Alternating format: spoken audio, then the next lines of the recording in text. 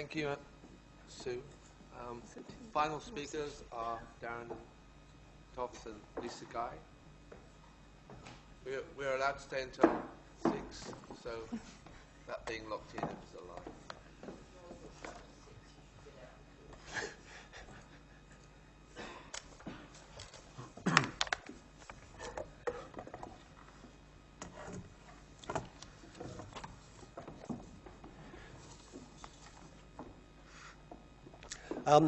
I'd like you to think about what you're about to hear as a kind of telephone conversation. The image seems innocuous enough. Ireland's Ronnie Delaney stands over a fallen John Landy at the dramatic conclusion of the 1500-metre final in Melbourne in 1956. An iconic expression of the Olympic spirit, the image captures the wrenching disappointment as the gutted favourite is consoled by an unlikely victor. The image's studium is straightforward, sport photojournalism witnessing a moment of completion, the realisation of the promise of a winner and a loser. The detail that punctuates and disrupts this generic effect is literally a distraction from the central detail, as you need to stray into the crowd observing the scene to observe its effect. The punctum here is a sensation of the uncanny, an anachronistic impossibility. It is the image of a man apparently talking on a mobile phone at a time when television had only just been introduced into Australia, and selectively at that, and international direct dialling was still 2 decades away. This image is part of a Melbourne Olympic Games memorabilia display at the eponymous Olympic Hotel in Preston, a northern suburb of Melbourne. In itself, the image, while a curiosity, doesn't amount to much. It has the same Mondo Cane-style sense of weird novelty, like Eric von Daniken's astronauts glimpsed in Inca rock carvings, the flight paths for extraterrestrials on the Nazca Plain in Peru, crop circles in a Wiltshire barley field, or images of Christ or the Madonna in Vegemite toast or a Big Mac from Mexico City. In critical remix, the found object is certainly not enough. An act of counter-denotation is required to alter the morphology of the image, to translate it into something else, something it was never intended to be, nor could have ever been, but can become. When the image can become a different iteration of itself, it is always already an image of someone using a mobile phone. Like anagrams, which generate lexical variation within a finite set, linguistic denotation must also, and at the same time, be a detonation, an explosive reprogramming of the image's semiotic DNA. This is what we set out to do with the Secret Gestural Prehistory of Mobile Devices project, to seek out other images like the one found at the Olympic Hotel. What if the semiotic DNA of an image could be recoded, interfered with, to irresistibly alter that contract, to supplant the image's noem? What if the accidental, the whimsical, or even the willful misprision could transform the unlikely into the only possible meaning? This means nothing short of short-circuiting the semiotic contract of the image as a supplement of and for the real.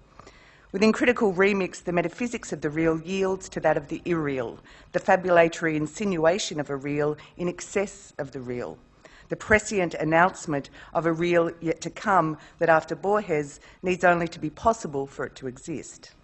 What we want to describe here is a morphology of this shift in a selection of indicative images from the Secret Gestural Prehistory of Mobile Devices.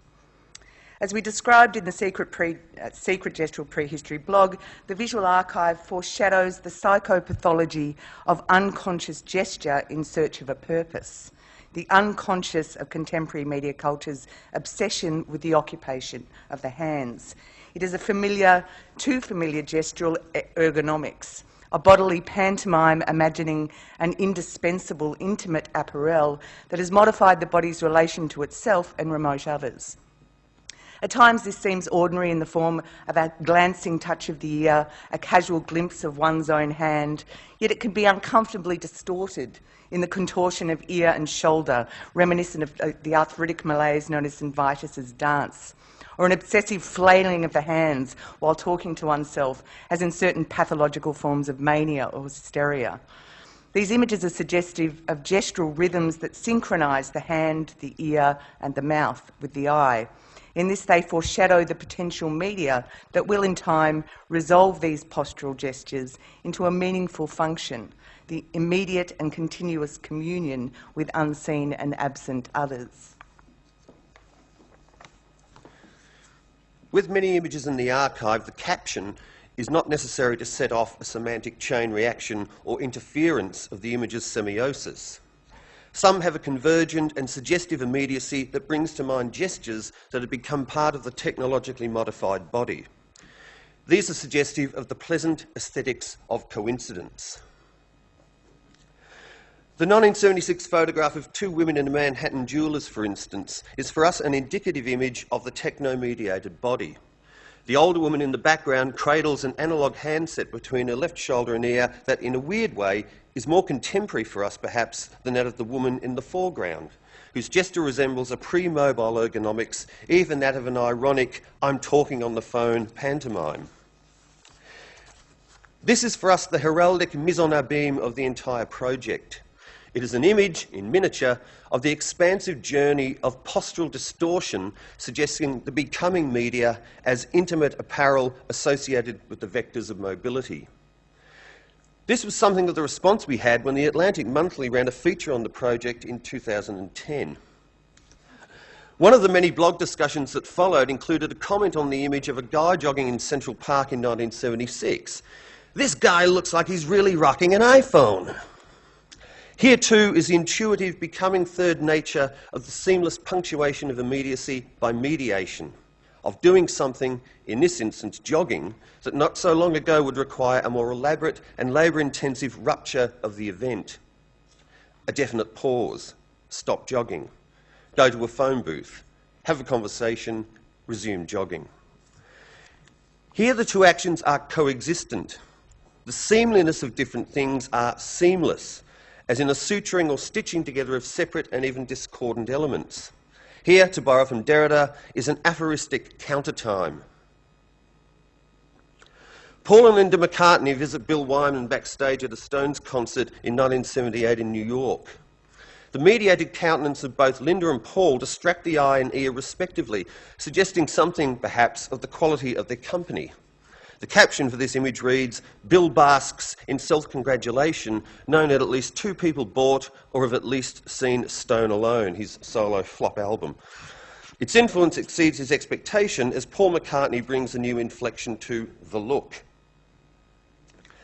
The idea of the look was developed early on in the project to capture anachronistic pre-mobile gestures that would not emerge till the end of the century, but seem to have been anticipated in swinging London. For instance, Students, University of Sydney, 1969. This is accompanied by a literal caption describing what is familiar to us via the look, but also of the social displacement associated with mobility. The kid is there but not there, present but absent. The familiar punctuation of the social by a tacitly accepted multitasking of orality and literacy, of talking and texting. The caption for this is "Intimations of the Tweet Economy." Another example, Melbourne University student, 1967, unwittingly adds a nuance to the idea of the academic trivium: grammar, logic, rhetoric, banality. Here we see at work the notion of performative utterance per se, simply for the fact of its possibility wherever, whenever. Wherever, whenever. Sounds like a patented slogan for a telco or mobile phone dealership. It's no accident, of course, that Sadie Plant's notion of enforced eavesdropping was coined in relation to a Motorola commissioned study of mobile phone use in 2001. The cultural critic Mark Derry wrote an eviscerating 2010 essay on the same topic called "The Age of Always Connect," in which he described the pathogens of oversharing and the implicit death of shame that comes with it as the psychopathology of our mobile times. The essay is a cautionary tale about the allegorical aspects of mobility explored in The Secret Gestural Prehistory Images. The double-headed hydra of mediated solipsism, and this is Derry, the silent fixation on screens that make solitude portable. and the unwanted broadcasting of privacy. The stranger with the headset chattering blithely about her irritable bowel as she elbows past you at the supermarket meat counter. The doxa of certain physical contortions and gestures to do with cradling a phone to the ear while carrying 2 bags of shopping and opening a car door is now so imprinted on the psyche that when we look at historical images, it seems uncannily to be the only possible explanation, even in the advent and the event of its impossibility. A group of students in Tel Aviv, 1968, sit talking in the sun. The caption, "Yet another early instance of cervical spine dysplasia," pretty much says it all, as well as referring to another image in the blog that it self-consciously cross-references.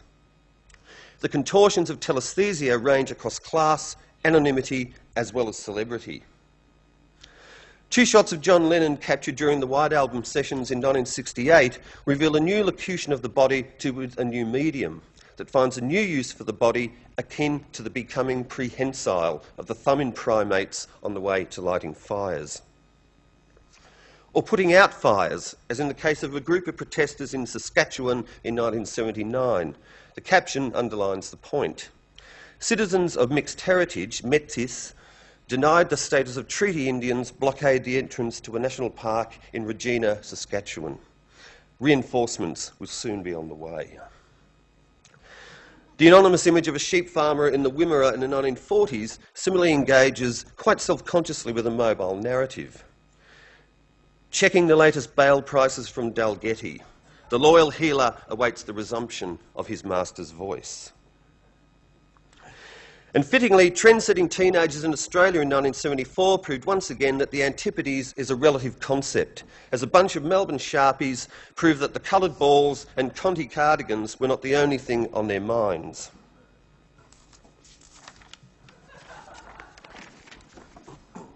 Ostensibly a writing project, the Secret Gestural Prehistory of Mobile Devices tactically juxtaposes captions with images to generate a composite meaning that suggests an alternative to what we are looking at.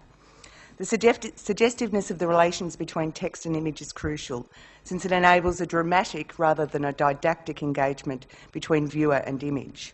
The moment of realisation, of seeing something that might not have been immediately apparent, is akin to the generative force of a Joycean epiphany, the sudden manifestation and radiance of, in this instance, the unexpected quidditus or whatness of a thing.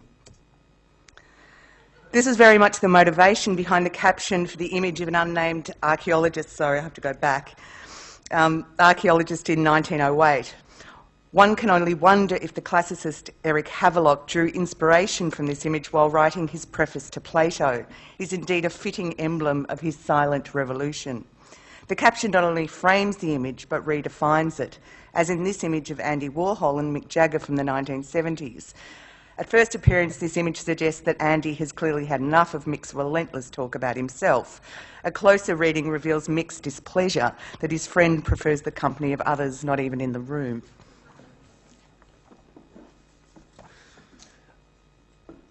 The relational aesthetics at work here seem to be perhaps always in potentia, as Aristotle would have it, in relation to photographic imagery.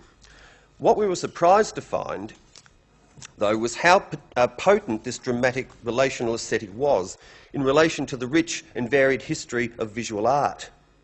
It would seem that the unconscious becoming of mobile ergonomics has always been part of the Western imagination, at least. One may not be surprised then to encounter during the Renaissance such an image of technological innovation as in Botticelli's Three Miracles of St. Zenobius from 1500 to 1505. The rather droll caption, "The fourth unseen miracle in this image would only become apparent several centuries later," is deliberately dramatic in the Aristotelian sense in that it prompts the viewer to seek out the fugitive image of the miraculous. Even the imagination of the late Middle Ages seems to have been preoccupied with the unconscious lure of a modernity to come. In Bosch's 1475 The Cure of Folly, the allegorical image of folly that is central to the image, when detonated by the caption, rewires the image in such a way that, once seen in this light, it's difficult to see it in any other way. And the caption is, "Medieval allegory bespeaks a folly to come in the form of grandiloquent banality."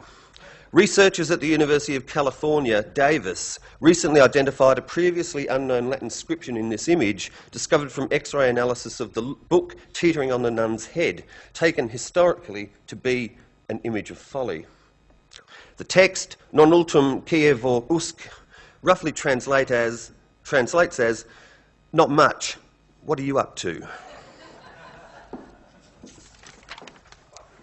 The centrality of the meta-narrative of the look to the history of modernity became a recurrent theme as the project evolved.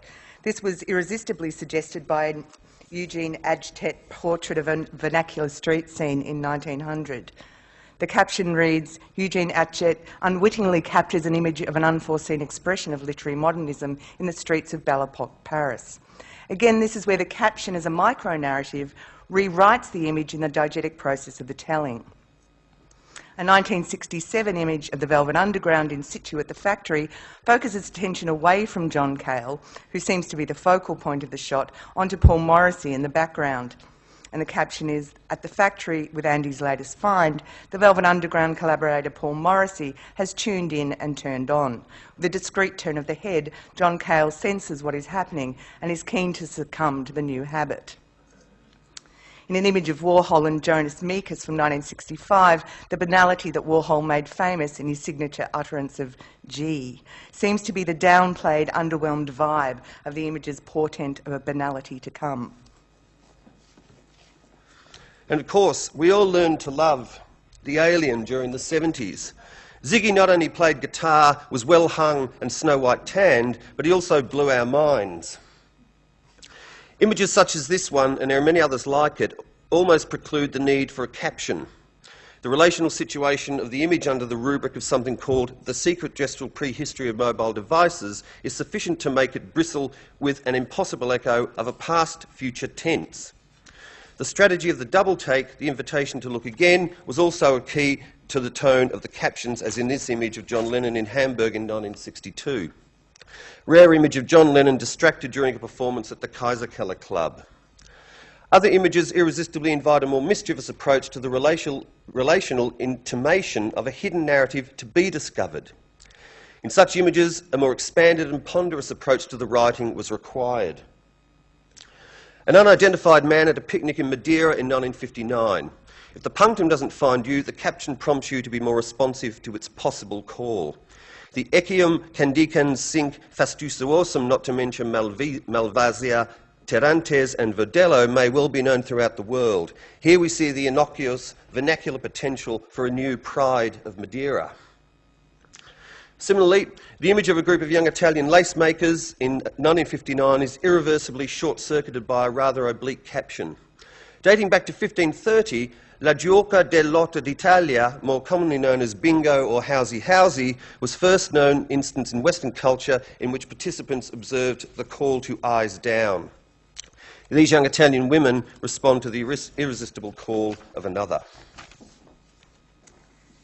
This project and others like it discipline their objects into loose coalitions that only hold together as long as they're held together. In this case, the detonation that reprograms the image is temporary and will only last as long as it's remembered by the viewer, who will often then actively seek out their own sample to add to the mix. And we did get a lot of people sending us images to add to the mix. In this sense, it fits with Ted Kolles's description of the trans, where he argues, where it suggests drift and errancy as disciplines cross each other with the eventful possibility of collision or collusion, but without the eventuality of their consensus. In the spirit of critical remix, it's appropriate to conclude by speaking through someone else, in this case Ted, by an act of remixological ventriloquism, as Mark America would put it. This transit of disciplinarity is itself unsettled by an etymological alternation between being a passage across states, a transfer that doesn't lose its sovereignty or citizenship, an extensive vector beyond states, but into nothing. This transit implied in the transdisciplinary is then a freedom of movement only in the most negative sense, of dispersal and dispossession of properties, of annulment, a crossing over but without merger, without decision, without profit, without any positive value. It is an eclipse. Thank you.